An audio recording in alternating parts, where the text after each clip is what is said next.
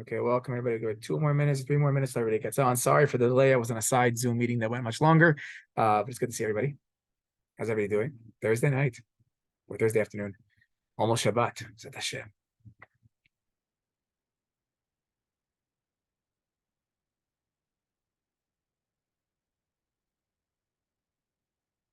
Okay, everybody, welcome.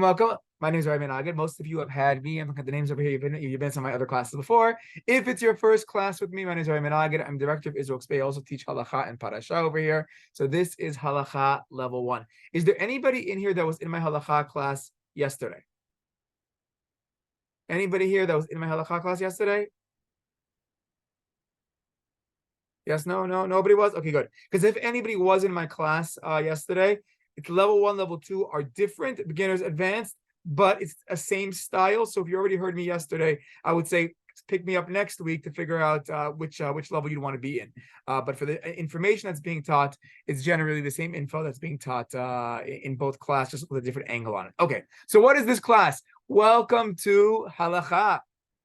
Ladies, Halacha. Who knows what Halacha means? Raise a hand. Who knows what halacha means? Halacha. Charlotte, what's halacha? Like Jewish laws. Jewish laws, beautiful. This is the law class. You're going to see you have a lot of other classes that you've taken up until now that is going to deal with a lot of philosophy, some theology, deep ideas of Judaism, maybe about character traits, Torah portions, and other. This class, totally different. This class is halacha, meaning Jewish law, how to do things. And it's a how-to class. We want to go A to Z on how to how to be Jews. We're going to be focusing this semester primarily on waking up in the morning, washing our hands, tefillah, a little bit about the holidays. Maybe we'll get into some food halachas at the end of the semester. Next semester, we're big foodies here. It's major food halachot, a lot of holidays next semester. So we're going to try to go through like really daily living. That's like the goal. And it's really a how-to. I want you to ask a lot of questions. We're going to go through a little bit of the whys behind there as well. This is level 1, so we're not going to go into as much detail of the background behind it. But I will be sending out my notebook to everybody, my guidebook that I wrote up in the halachot. You'll see like footnotes, which are I'm not going to test in level 1, but if you actually want to get more background to halachot, so I have some footnotes in there as well. Okay, so let's talk a little bit about halacha. Halacha. Okay, halacha means Jewish law. Who here has Israeli parents? Israeli parents, anybody? Me. Yeah, Noah, good. Speak Hebrew a little bit? Can.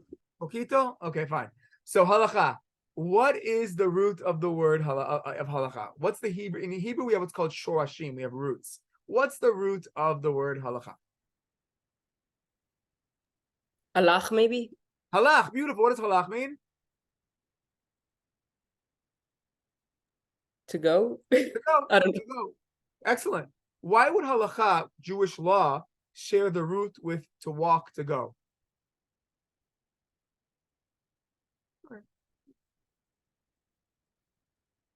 Anybody ideas? Anybody have an idea? Why would the root of Jewish law, why would the root word in Hebrew mean to go? What does that have to do with Jewish law? Because we have to do the Jewish laws. So what does that have to do with going, with walking? Because they're actions that we have to do. Because they're actions they have to do. It's the way we're going in life. It's the guidebook to how we walk in life. You know, the symbolism of walking on a road and having different paths, choices in life that we have to do. What do we do? Do we go this way? Do we go that way? That's what halacha is really all about. It's the pathway. It's the way. It's what guides us on every move that we're making in life. That's halacha. Okay, beautiful. Okay, let's go back to Noah, who has a little bit of Hebrew over here. Noah, let's actually ask, how many of you have gone to Jewish day school? Okay, quite a bit of you. Okay, it's actually most of you. Okay, fine. A little bit. Sunday school, maybe Shabbats and shuls and stuff. Okay, how many of you have learned Torah decently? Like, have spent some time learning Torah? Okay, good. A lot of you. Good, excellent. Okay, good. It's fine. So let's start off then with maybe like an easy question, okay? Somebody who's learned Torah, which is most of you. What does the word Torah mean?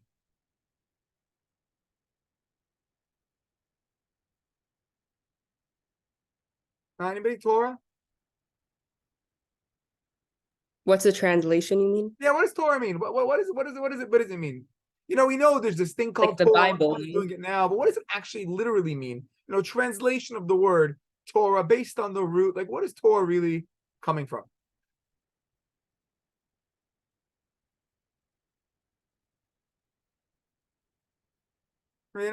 Torah? Tov. Huh? Is it Torah? I'm not sure if it's Torah. That's actually different. There's actually a different root to the word over there. So we have a word in Hebrew. Is it like a guide? Huh? Is it like a guide? Maybe my guide that might fit in. That might fit in. Torah, if you're when you B'ezrat Hashem, you guys are gonna come make it to Israel soon. We're gonna have an awesome year here, and you're gonna walk in Bar Ilan University. And at Bar Ilan University, you're gonna see one word written all over the place. In all the buildings, they're gonna have this word in Hebrew. It's called Hora'ah. Hora'ah is the same language as Torah. Hora'ah means teachings. It means instructions. Torah is from the language of teaching. So guide would work. A guidebook, that would work. But in the sense of instructions and teachings. How do you say teacher in Hebrew? Unmute yourself. Mora. Huh? Mora. Mora, beautiful. More for a male. What is Mora? It's Torah. Mora, it's the same language. Mora is the person who teaches. So the idea of Torah is that Torah is the teachings. It's the instructions that it's giving to us. So Torah means teachings. Torah is known as Torat Haim. It's the instructions of life. Torah is known as Torat Chaim. Torat Chaim meaning the instructions of life. It's why we're about. Etz Chaim. It's the tree of life that we grab onto. If you check out last week's parasha, Bereshit, the world is created. We have these different trees, and the tree that was like the really big one, which we never got to, was the tree of life. That's known symbolically as Etz Chaim is known as the Torah. The Torah is this book of life. It's this instructions of life. It's the manual of how to live. Okay, now, harder Hebrew word. Hashkafa. Anyone know what the word hashkafa means?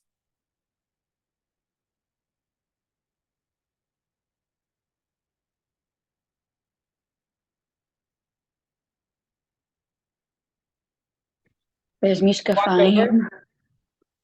Okay, mishkafayim. Good. Excellent. Good. Tashgiach, to like watch over.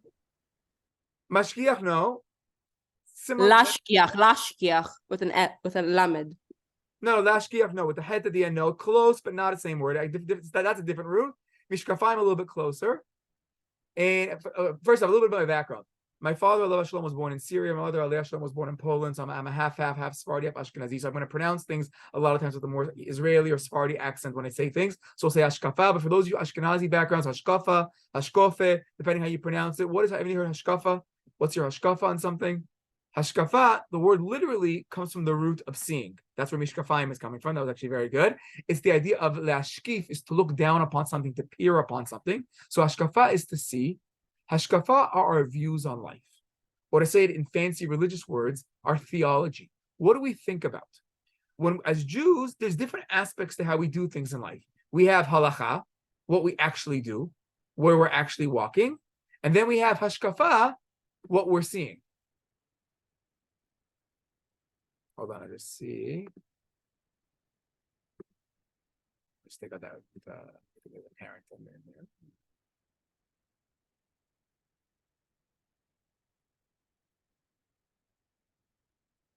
Okay, fine. So in what we do, we have two things going on. We have the halacha, where we're walking, and then we have the hashkafa, what we're thinking while we're walking. And when it comes to Jewish law, we're going to notice. Okay, show of hands over here. How many people here come from Sephardic backgrounds? How many come from Ashkenazi backgrounds? How many are both? How many Yemenites? How many? Okay, there you go. How many Chabadnikim? Chabad backgrounds? Okay, I see one. Okay, very good. So people come from different backgrounds, and the different backgrounds affect halacha, affect what we do. Now, some of that is ethnic, where our parents come from, where our grandparents from. Other things are a little bit more with philosophies, like there's going to be ultra-orthodoxy, there's going to be modern orthodoxy, there's going to be a lot. All of that somewhere fits into hashkafa. to our viewpoints. And the idea and the analogy is, as we're walking on our path in life in halacha, so the path for Jews is basically the same. We have 613 commandments. Now we're going to debate those commandments. And we're going to, when we get involved in a halacha discussion, we're going to go back and forth with our thumbs, get all excited back and forth. The truth of the matter is, we're really debating only very little things. The path is the same. We're just debating the borders. Is it this wide?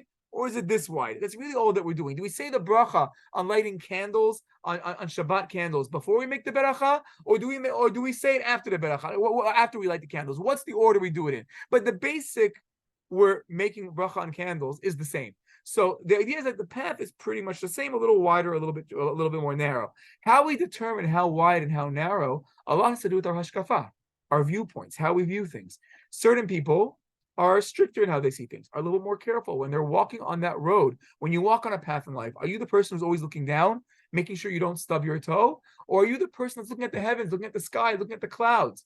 Same idea with halacha. Certain people, they want to be very exact, very minute. They want to do things exact, and be very strict on things. Other people are like, whoa, chill out. The whole point of this halacha is to connect to God. And they're in the clouds all the time. Sometimes they'll even stumble down below because they're busy in the clouds. Other people are somewhere in the middle trying to understand better what the road is that they're on. So different approaches are going to affect in different ways how we approach halacha. The idea in this class is we're going to try to cover halacha from an Orthodox perspective. Today in Judaism, we have non-Orthodox perspectives. We're going to have conservative, reform, reconstructionist, a lot of other views, which are a little bit more complicated when it comes to halacha. I'm actually at graduate school here at Bar Ilan studying other halachot. I've written papers on conservative halacha, which is very fascinating. That's not what we're going to do in this class. In this class, we're going to focus primarily on Orthodox halacha. Orthodox halacha, meaning I'm defining it as believing that there's a God who gave us the Torah, and that the halacha is still binding. But within that, within Orthodoxy, the plan is to go through the full range and try to present all the opinions, whether it's ethnic, Sephardic, Ashkenazi, Hasidic, or whether it's the stricter ultra-Orthodox to the more modern Orthodox, but really try to give the range when we're approaching the halacha. And again, the halacha this semester is going to be more daily, waking up in the morning, daily kind of living. Make sense? Is good? Okay. So let's do as follows. Let me share with you just a little bit how the accounting, how does the class actually work?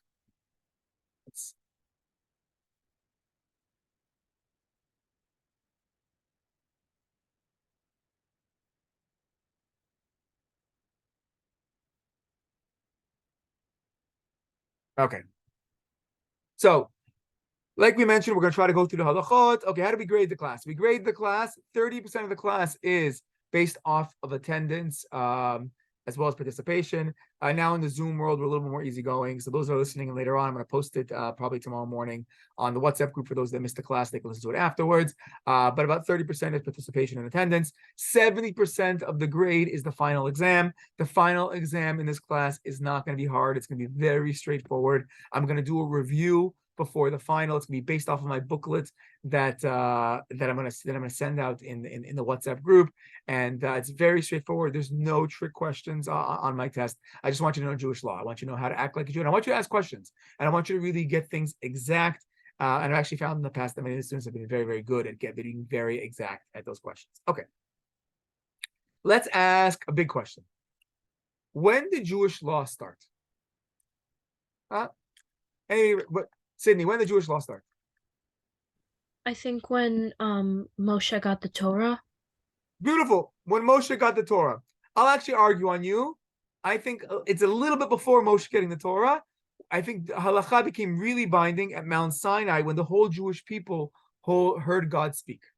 When God came down on Mount Sinai and said, "Hi, I'm the Lord your God. I exist. There's a God. This is what you got to do," and started giving us the commandments, that's the moment when halacha became binding on a Jewish people. Now, the truth is, though, if you open up the Torah, there are earlier places where they already speak about halacha. We mentioned yesterday, those are my Parsha class, we mentioned Rashi asking, why didn't the Torah start with the pasuk, with the verse that speaks about the first month?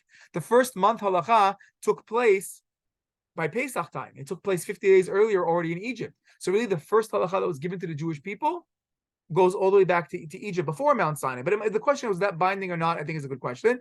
But let's get back earlier. Did Avraham have to keep halacha? Who was the first Jew? We normally say that Avram and Sarah, they were the first Jews. Did they have to keep halacha? Julia, yeah? Thumbs up. Avram, Sarah, keep halacha. What makes somebody Jewish? Anybody know what makes somebody Jewish? Your mother being If your Jewish. mom's Jewish, Mom's Jewish. Okay, good. That's the easy. The mother is Jewish. You are Jewish. Okay, beautiful. Very nice. Was Avraham and Sarah's mother Jewish? No. No. Clearly, Avram's father was an idol seller. His mother, they don't in the midrashim and the Kabbalah. The mother doesn't get the best rep most of the time. Does a reincarnation later that fixes things, but in regular time, not so good. Rashi does say that his father does do tshuva at the end of his life, but it doesn't sound like his father was ever actually Jewish. So Avram and Sarah are known as the first Jews, but how could that be? Their mothers weren't Jewish. Okay. How else can somebody be Jewish? Somebody whose mother was not Jewish. How can they become Jewish? You convert. Convert. Good, beautiful. How do you convert? You like study the Torah and like its laws. Okay, excellent. Study the Torah and its laws. That's actually one of three things that a man has to do, one of two things that a woman has to do. You have to study the Torah and its laws, and then eventually you'll be tested about Shabbat, about the holidays, just to show that you know how to live like a Jew. And then the person has to say, I accept the Torah and its laws. Okay, very good. If the Torah didn't happen until Mount Sinai, it's a bit of a question. So how could Avram be the first Jew? Because it wasn't a Torah yet even given.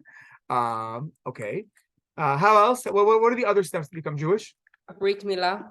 Brit Milah for the males, not for the females. For the males, you have a Brit Milah. And some say when Avram does his Brit Milah, that's part of a conversion process.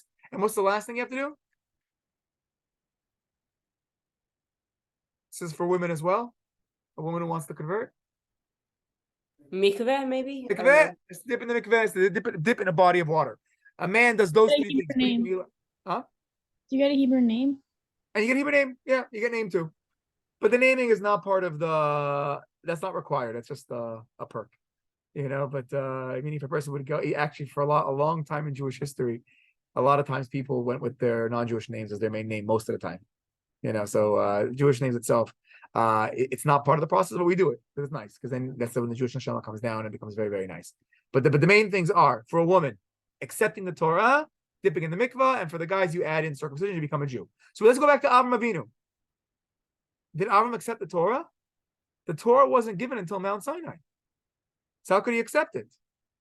So some want to argue that there was some kind of version of a Torah, that maybe Avram kept some kind of a Torah. There was some kind of halacha that he kept, but it wasn't necessarily as clear as the halacha that we have today.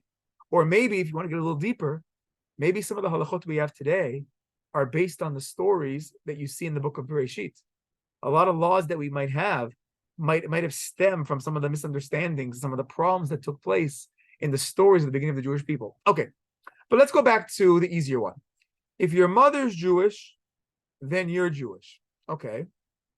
So Avraham marries Sarah, and they have Yitzchak. Okay, thumbs up, Yitzchak Jewish, or thumbs down? Yitzchak Jewish? Avram's son. Thumbs up or thumbs down, people? Okay, most thumbs up, a couple of non-votes over here. According to the standard understanding, if we say that Avram and Sarah were Jews, so we accept there are forefathers. Now, if they were halachic Jews, it's not clear. But are they spiritual Jews, genetic Jews? That everybody will say. So then Yitzchak will be Jewish. Okay. Avram took on a second wife, maybe even a third. Anybody know what the second wife's name was? Sydney. I think Hagar. Hagar, beautiful. Is Hagar Jewish? No. No, although the name Hagar sounds like Hagar, the convert, a little bit complicated over there. But on a simple level, Hagar is not Jewish. Hagar and Avram have a son. What's their son's name? Ishmael. Ishmael, Jewish or not Jewish? Thumbs up, thumbs down. Jewish, not Jewish? Not Jewish. Okay, Ishmael, not Jewish, but that makes sense. His mother's not Jewish. Okay, fine. Yitzchak, Isaac, then gets married. Who does Isaac marry? He marries Rebecca. He marries Rivka. Rivka Imenu, Baruch Hashem, beautiful Rivka. They have two kids. One of those kids is Yaakov, also known as Yisrael. We're named after him. Is Yisrael Jewish? Based on our thinking, let's go with a yes. Halachically, we're not sure still, but based on just like simple like spiritual genealogy, yes, Yaakov is Jewish. Yaakov had a brother. What was his brother's name? Esav. Esav. Oh, was Esav Jewish? Esav was Jewish. Esav's mother is Jewish. Rivka is. Is Esav Jewish? So is Esav a non-observant Jew? Just breaks halacha, wants to kill his brother, not the most righteous person? Or is Esav a non-Jew? So it's actually a big debate amongst the commentators, and from what I see from many of the commentators it is a debate. Some say that he was a bad Jew, but others say no, he wasn't a Jew, because until Mount Sinai, halacha was not binding. It was a suggestion. They did it because they learned some stuff. God had spoken to them. It was good practices. They wanted to be good people. They understood things, but it wasn't binding. What's the biggest proof that it wasn't fully binding? And there's a lot of opinions on this. Some say they kept the positive, not the negative. Some say negative. Some say, what's the biggest proof to this? Okay, one last question we'll ask you. Yaakov, Jacob. Who can name me all four of Jacob's wives?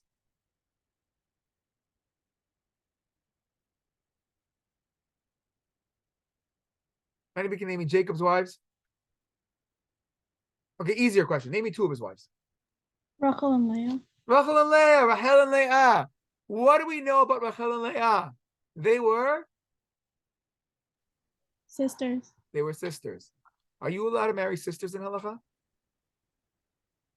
No. How could Yaakov marry sisters? That's the biggest question, and it's the biggest question that everybody has. If they had Torah before this and they were halachically Jewish, how could Yaakov break that halacha of marrying two sisters?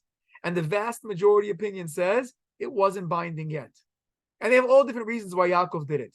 Like maybe, he already promised Rachel before he was strict, so he can't go against his promise because being a truthful person was more important than a law that wasn't binding yet. Although, interesting, what do we know happened to Rachel? Rachel dies as they're entering the land of Israel. The Ramban has a very interesting approach. It's actually very debatable, but the Ramban says that as they were on their way back to Israel, Rachel Imenu has to die because in the land of Israel, they had to keep halacha. And she was the second wife. So the first wife lived, the second one wasn't allowed. So, okay, interesting approach to the Ramban. There's many questions on that approach of the Ramban, but this concept of did they keep halacha, did they not so clear. But when does it become binding for sure on the Jewish people and on us? When God comes down on Mount Sinai and speaks to Moshe, and speaks to us, and then gives Moshe the Torah. What does God say to us? What did we hear at Mount Sinai? Who knows? What did God tell us at Mount Sinai? Anybody seen the movie? Charlotte? What happened? Alexandra, what happened at Mount Sinai? I don't know if this is like the answer you're looking for, but didn't Hashem like only talk to Moshe, like not the people? Oh, good question. Did God speak to the people or just Moshe? Didn't he give the 10 Commandments? Did he give us the 10 Commandments? Okay, very good. So there's a big debate amongst the commentators. Did God give us all 10 commandments at Mount Sinai? And meaning he spoke to all of us and told us all 10? Or did he only give us 2? According to everybody, God spoke to the Jewish people. It wasn't just Moshe who heard. But there's a big, strong opinion in the Gemara that after the second commandment, the Jewish people were like, whoa, whoa, whoa. This is too much for us. God, I need you to speak to Moses and let Moshe, let him tell us the rest, because it's just too much for us. If any of you have ever heard the story that we died as we heard God speak to us and God had to revive us. Anybody heard that? Raise your hand if you heard that story. You heard that story over there? Okay, good. So we died when God spoke to us. It was such an out-of-body experience. You can take it literally. We tasted reincarnation. Or you can take it symbolically, that it was just too much for us. And we went to Moshe. We said, Moshe, God, we can't handle this anymore. God, tell Moshe the other 8. We only want to hear the first 2. But those first 2, we for sure heard. Some say we heard the other 8. But let's go according to the opinion that we only heard 2. How many laws do we have in the Torah? Ella, how many laws in the Torah? 613. 613? No, thank you for saving Ella over there. Okay, 613 laws. 613. 613. Now, God told all of us at Mount Sinai, all of our souls, they say the sparks of our souls and our souls were at Mount Sinai. So God told us 2. How many are left? Simple maths, not calculus here, guys, not calculus. 613 commandments, God already told us 2. So how many are left? 611. 611, beautiful. Okay. In Hebrew, we have gematrias. We have numerologies where Aleph equals 1, Bet equals 2. Who knows what word in Hebrew is 611?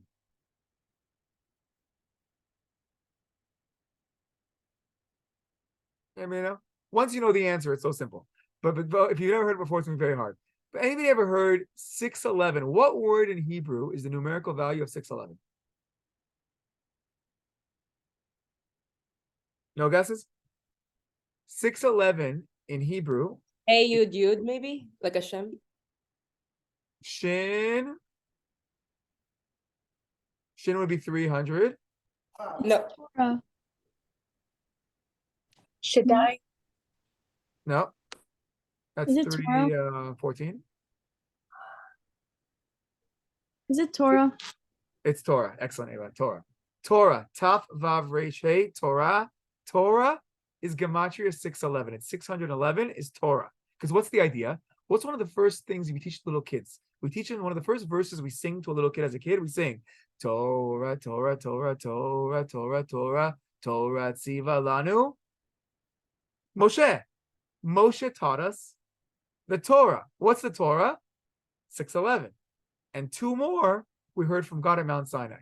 And that's the hint to the 613 commandments that we have in the Torah. It's only a hint, but many books have been written to try to go through these 613. Okay.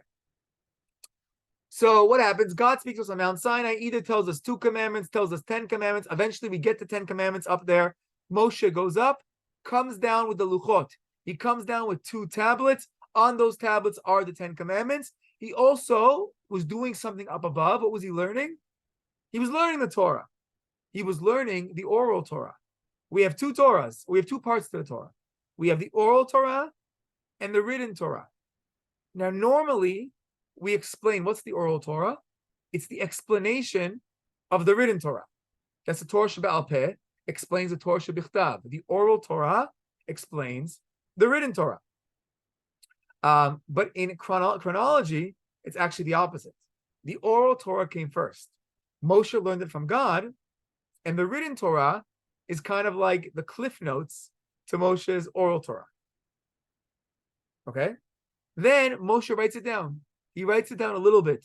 Either he writes it down up until that point at Mount Sinai, and then step by step in the desert, he writes down more, or according to the other opinion, at the end of his life, he wrote it all down as one big Torah. And that becomes the written Torah that we're reading today, the Chumash, we read every week the Parsha. Eventually, we're going to add the Nevi'im and Ketuvim, the other books of the written Torah, and the oral Torah are going to be those explanations to everything behind that. Okay. Let's do with one more question today. But before we do that question, if everybody could write their name in the chat just for attendance purposes, so everybody can write their name in the chat, that would be awesome. So let's take a 2-second break to do that, and then we'll ask one last question.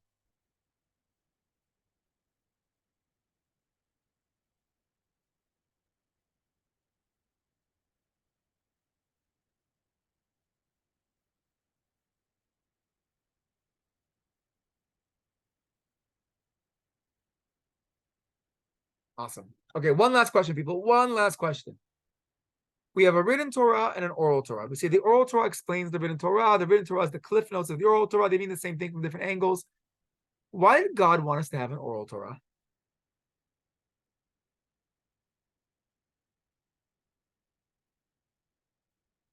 Any ideas? Why would God want to have a double system of a written and an oral? Like, why an oral? Just write it down.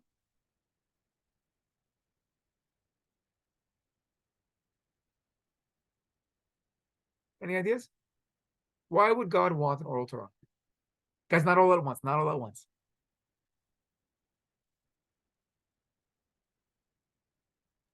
So Any the ideas? laws are like right there to follow. Say again, Jenny? So the laws are there to follow. No, so that's why we'd have maybe a written Torah. So we can see it. It's clear. We have the Chumash. We have the verses. It's black and white.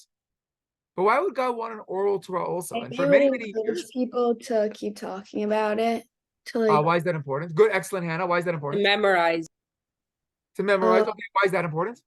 Pass it on to other people, like our kids, and then on. We could pass on a book also. Because that's the difference between Judaism and the other religions, that everyone has the same story from the same time. Interesting. Okay. Okay. I'm not, it's interesting to see how much do other religions have an oral part to their thinking and how much do they not. And nobody has it as complex as us completely, but there are some other religions that do have prophecies until today. They just do speak of certain verbal things that do out there. So I don't know if it's only to us, but to the level that we have it, for sure not. To the level of our thumbs back and forth, we are unique in that in many kind of ways. But I like the idea of passing it down, though there is a concept of passing it down that takes place best if you talk about it. When you talk about it, you create relationships. You create a teacher and a student relationship. You create a chavruta. You create a partnered learning situation where you can clarify things much better. If you could ask questions, you can get clarity. The second you write anything down, what takes place? Questions on what you just wrote down. What does that mean? How do you understand that? Is it really like that? There's, even like, the Havdu, compare it to constitutional law in America. They're taking a constitution and they're debating what are the meaning of these words. Once you write something down, it becomes debatable. So keeping it orally or having an oral component to it lets you clarify, lets you ask questions. The other big thing that it does is it keeps Judaism moving a little bit with the times. It lets it become a little bit more malleable, that it's not so static, it's not so exact. There's a little bit more grayness because the world is gray and the world changes. Over the years, a lot of our oral Torah has been written down. And actually, one of the tragedies of that is that the more it's written down, the less flexibility we have. Now, there's still a lot of flexibility in Halacha. Things are always changing. There's actually very big questions happening now in Israel with the war that's going on, with Shabbat. The amount of leniencies that are happening right now on Shabbat, with people leaving radios on and people leaving lights on and carrying phones with them places. And for the soldiers, Halacha has basically been opened up almost completely because we're talking about pikuach nefesh and life-saving ideas, even though it might not be at this exact set. The law till today has a level of grayness, and it's the extreme times that show you how gray it still is.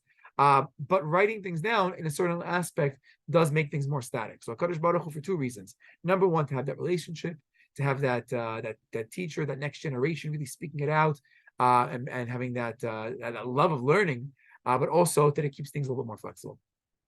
Questions, people? Okay, awesome. Done for today, people. Shabbat shalom. Thank you. Shabbat shalom. Great day. Thank you so Thank you much. so much. You too. Thank you. Awesome. Yom tov.